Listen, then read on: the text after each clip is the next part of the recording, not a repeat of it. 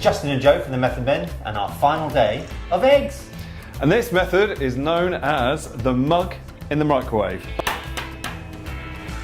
I'm going to carefully crack an egg into it.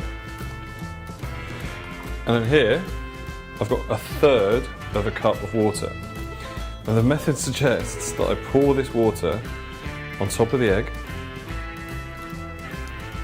And I'm going to put a plate on top.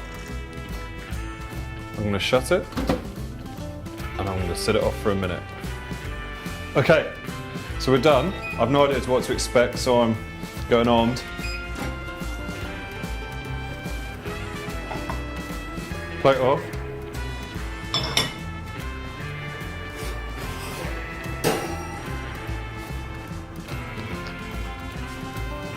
This isn't cooked. This isn't cooked at all. Okay, take 2. Right, we're going to go for another minute now. This just doesn't seem to be doing anything. Ready for take 3?